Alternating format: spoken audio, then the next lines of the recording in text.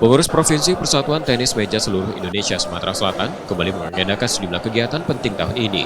Salah satunya program pelatihan dasar untuk pelatih tenis meja di provinsi ini.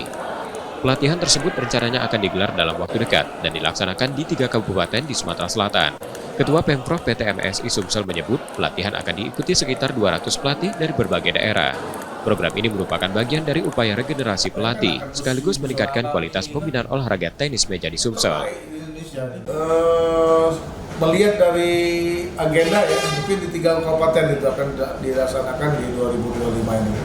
Kalau dilihat ininya sekitar 200 pelatih di 3 kabupaten itu kita akan lakukan pelatihan pelatih ya untuk dasar untuk tingkat provinsi Sumatera Selatan, nanti bekerjasama dengan PT SMI Provinsi Sumatera Selatan.